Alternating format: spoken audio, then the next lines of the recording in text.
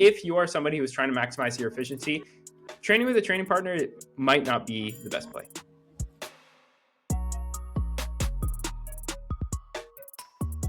Hello, everybody, and welcome back to another episode of Truth Talks, the podcast that brings you real strategies for sustainable fitness transformation. My name is Courtney, and this is my brother, Paris. Paris, we were in Arizona last week. I can't believe it. I actually saw you live and in person and not just as a box on my screen for about 4 days straight. That was kind of nice. I know. I when I saw you at the airport, I was like, you're a real person. It's funny. Like you spent your whole life up until the age of like 25 knowing me as a real person. Then like 3 years later, it's like, oh, yeah, now you're mostly virtual, but I'm glad we can have those moments together in person. It was fun. Yeah. Sometimes I joke about that with clients too. Like, I was talking, like, for example, like John and Rachel, when we did our meetup, they were like, they were joking about whether I would be like 4 feet tall or something, because you don't know. Yeah. Right? Who knows? Yeah, you never know.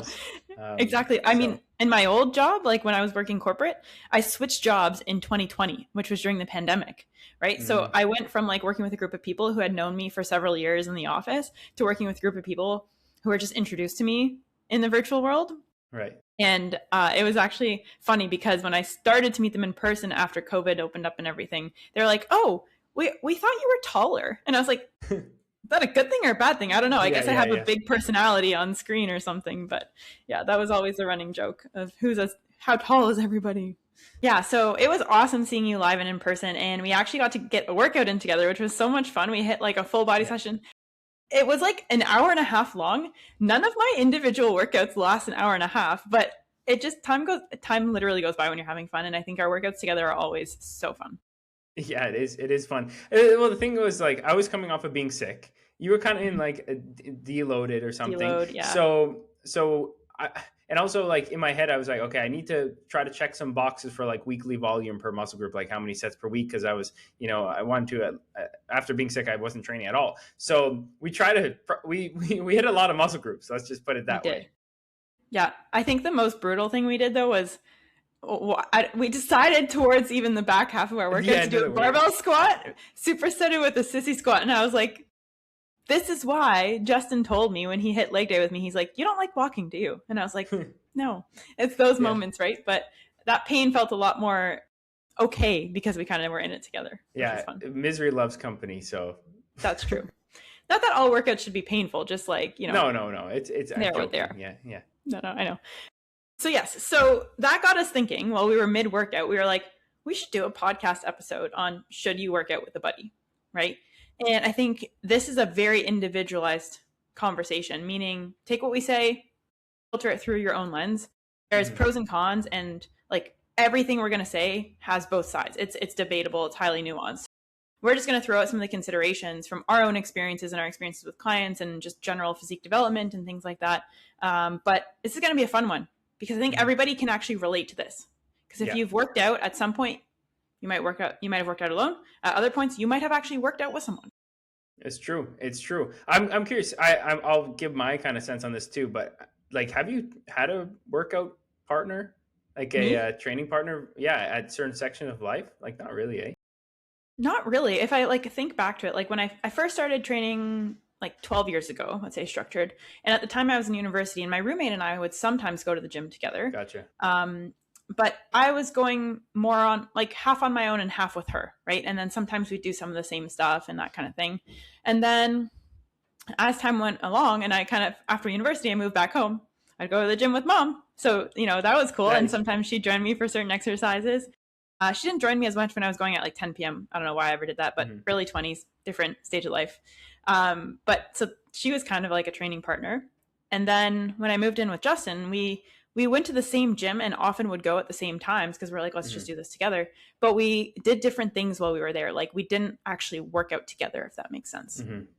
Yeah, that's a good point. I'm trying to think, like, for me. So the most consistent streak with a training partner that I can think of is Devin, who's still a great friend of mine. Yes, Devin. Used to be personal trainers at the same gym, and he was also a client as well. You can see his transformation still on the website to this day. But he's still a great friend. Shout out Devin. And we used to, at our lunch break, like, because you have a gap when you're a personal trainer, right, in between midday, yeah. and we would hit like a monster like session. and just blast music and stuff. And then after that, in between university, another one of our clients who's also a good friend, Gabe, who's still a client to this day. Gabe, yes. He used to pick us up and we used to go to Good Life together, which is, a big commercial gym in Canada. Forgot about that. He also had a sick car, so you guys would get a nice sweet ride. Yeah, we get the convertible. So those are the two training partners that are like had been most consistent during that period. But ever since then, pretty much a lone wolf. Like I'll work out with, a client every once and now and again. Like I worked out with Alex, I've worked out obviously with Menene, I've worked out with Rafa, I've worked out with Steve, consistently. Yeah. So like I'll work out with a client every now and again, the clients that are local, but for the most part, I'm just going in my zone. Yeah. I think I'm very much a lone wolf at the gym too. What I'm realizing as you're talking is like sometimes having that training partner really just depends on like how in sync your schedule is with someone, right? If I think about those moments of like, okay, I went with my roommate, then I went with mom, it's like, because I was like living with those people. And then even when Justin and I would go together, I was living with him, right? Now him and I actually train at different gyms, so we don't usually work out together. But what you were saying, like you and Devin, you guys had like the same schedule. You were, you guys were doing the same thing, same lunch break. That sort of thing. So you can see how like when you have these other things that are already in sync with someone, it can make it really easy to just build your workouts with them. And we'll talk about the benefits of that in a second. But I think that's a huge thing. And then as you kind of go through life and like, or life stages change, you might not necessarily have those same like synchronicities anymore. Right. Mm-hmm. Mm-hmm. Yeah. And like that kind of inspires you to need to be a lone wolf if you want to keep consistent. So that's kind of been, I think that's my reflection on that. Interesting. Yeah. Let's touch on some things here on some like pros and cons of having a training partner. Yeah. Yeah. I think having a training partner, I think the first thing that we think about is like that accountability. Like if you're going with somebody, you're kind of needing to schedule it in a way, right? So it can actually be the thing that helps you show up for your workouts. Yeah, that's probably the biggest benefit. 100%. It's definitely a layer of external accountability. Like, okay, I know I have to meet my friend or whatever at the gym at 6 p.m. I don't know, whenever you're going to go. And therefore you're like, they're depending on you and you're depending on them. So it's like definitely more likely to show up for sure. Yeah. Yeah. And I think we can actually just leave that one there. Like that's the most straightforward version.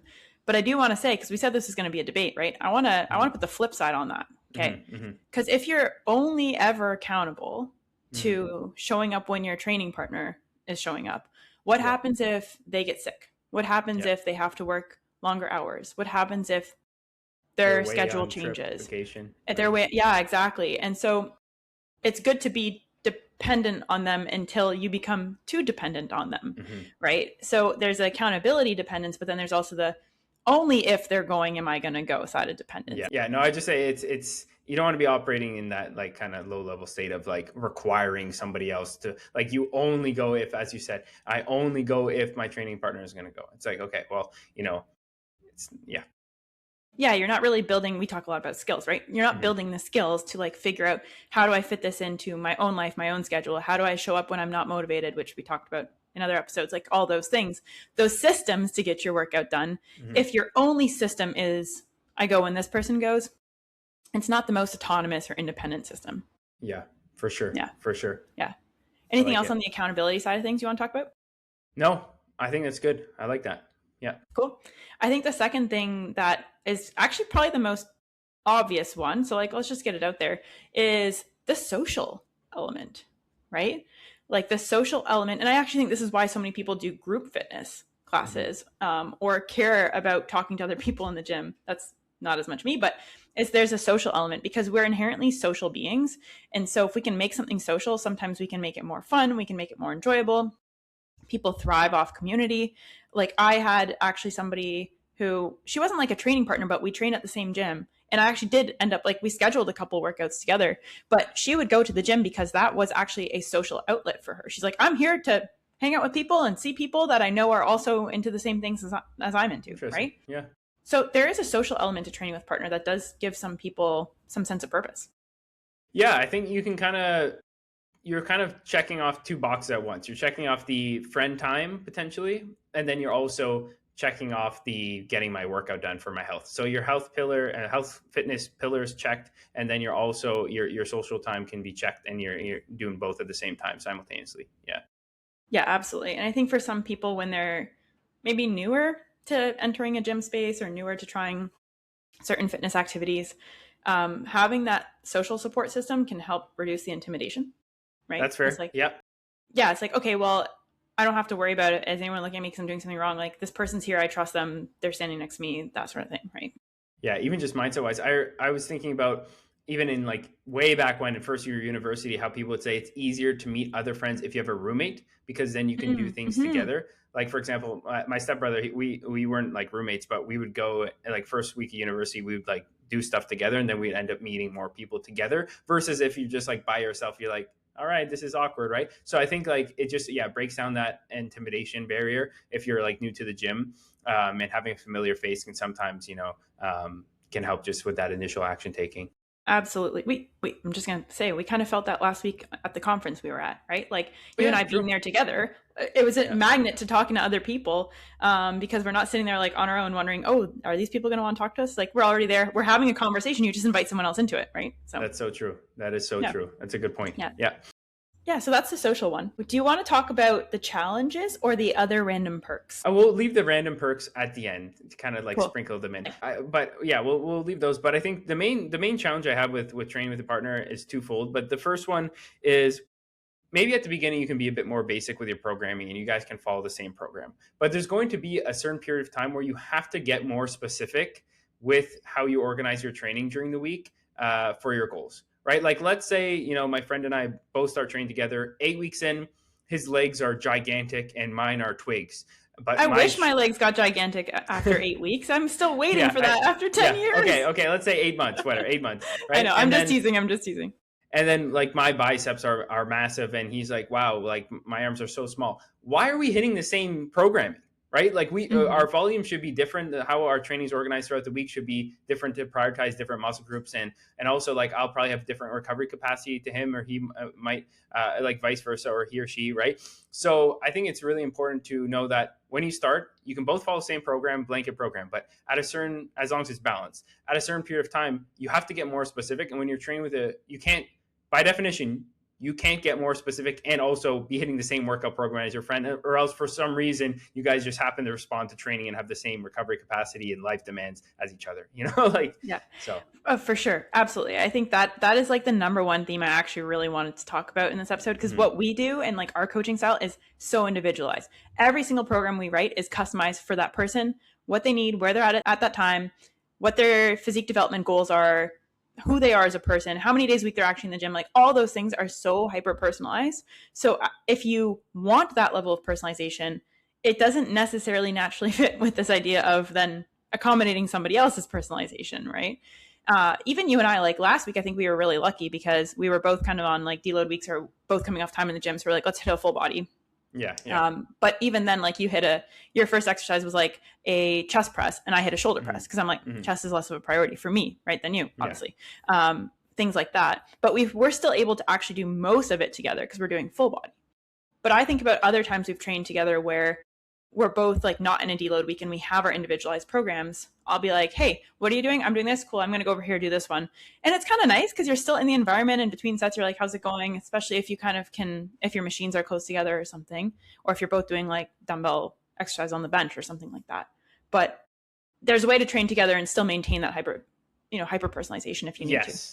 Yeah. I think it doesn't have to be one or the other. Like you can still technically train alongside somebody, but do different exercises, or maybe, your training split's different and your day looks different, but then you have, you got a lat pull down. Oh, I also have a lat pull down. Okay, let's hit that one together, and then you can do your stuff like separately. So I think you can kind of mix and match, or maybe, one day of the week you're training together. So like that day, you make aligned or something like, okay, we're going to hit legs together, then the rest of the week is kind of more specialized. So there's a lot of different ways to maneuver it. But I think if you're trying to train with somebody like every session, you can't get the level of individualization that you're going to need. Past a certain point. Like I think about someone like Justin, right? Like we go to 2 different gyms, which might sound weird, but it's because we have different reasons. Like his schedule, he wants to walk to the gym, come back. I'm okay going to the further gym for my schedule, things like that.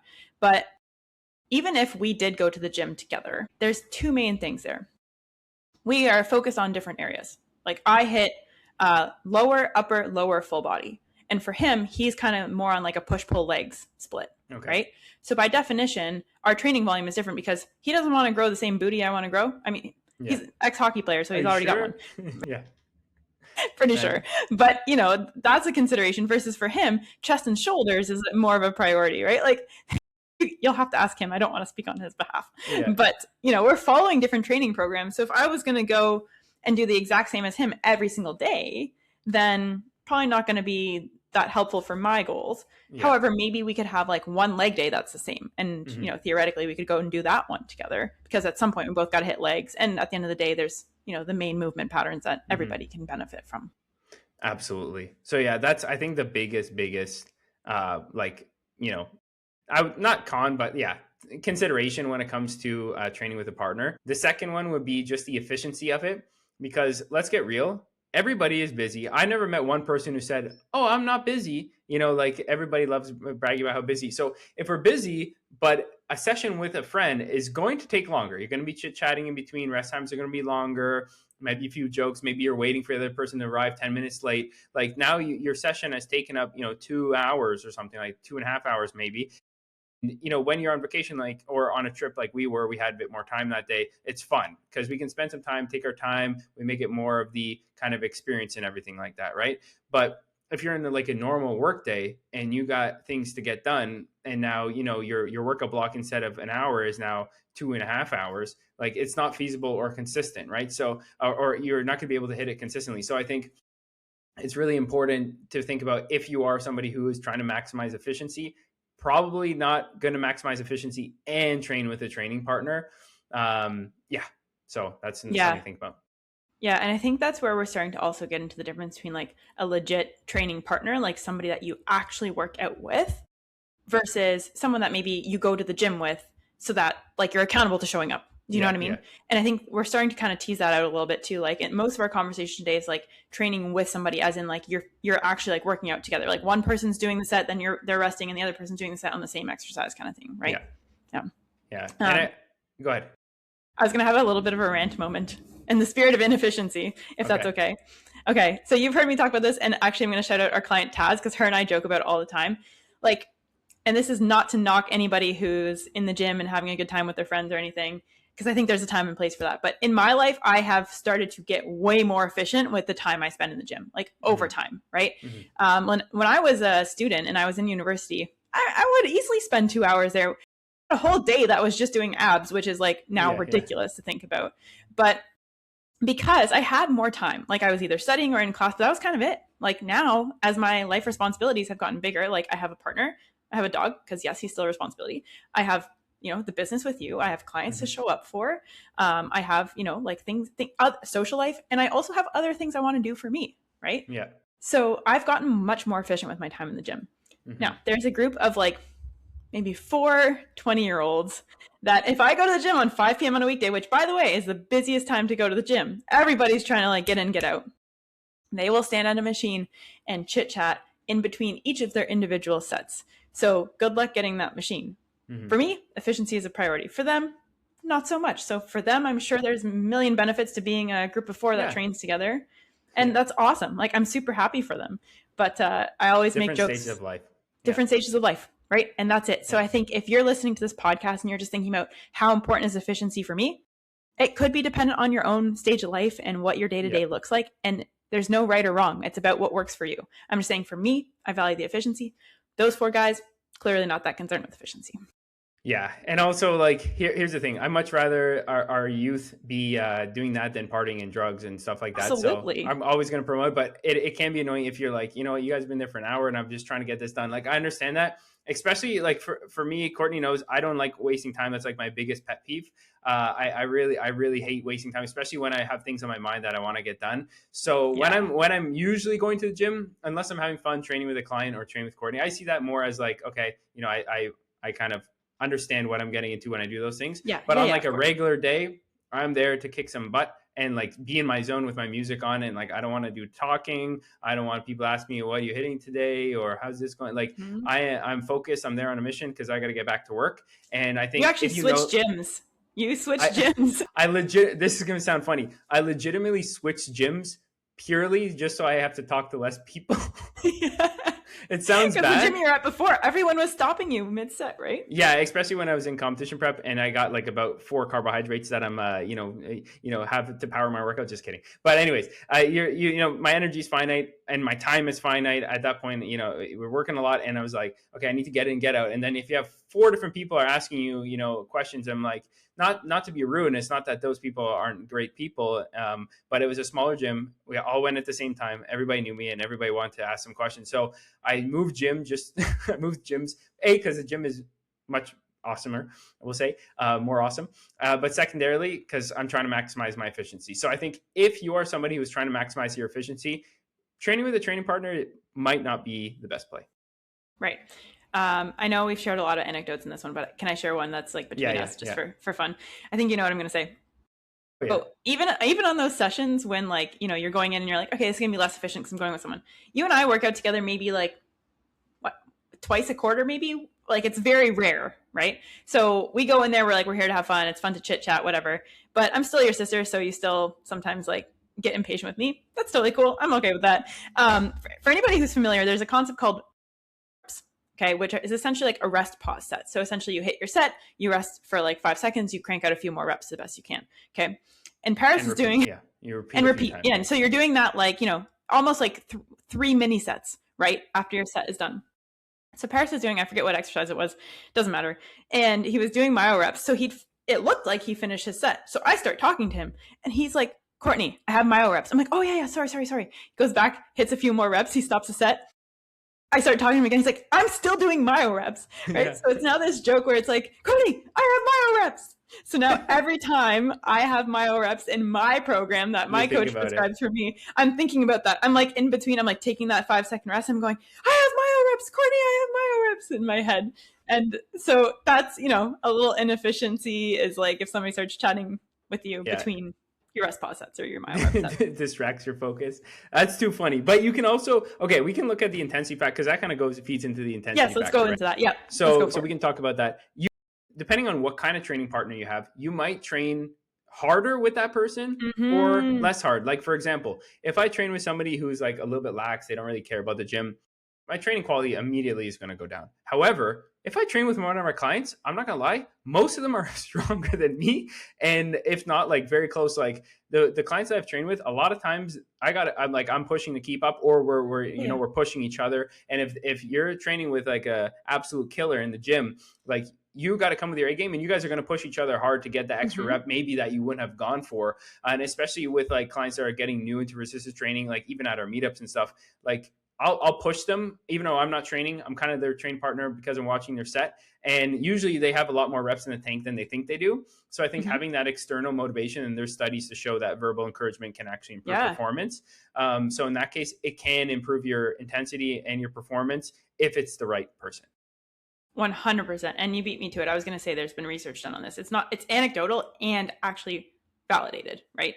And I think like that's why I've hit most of my PRs with like you or somebody else standing next to me. And if you weren't there for that moment, I'm usually texting you about it after, right? So I think like that is a cool benefit, like somebody externalizing that belief, externalizing that intensity. And whether we want to say it's because that person's cheering you on or because like you're like, I got to prove it to them, either way, the effect is there. Like you're increasing your intensity. Now, me interrupting you mid-set is going to totally take away from your mental intensity. So that one doesn't count. But I think I'm really happy you talked about the intensity because that does make a huge difference. And I think if you're somebody who's trying to learn how to train with intensity, because it is something you kind of work your way up to, having a training partner there can help a lot, especially if they're like, what the heck, man, you had like 5 more reps in the tank. They're right there to give you that immediate feedback.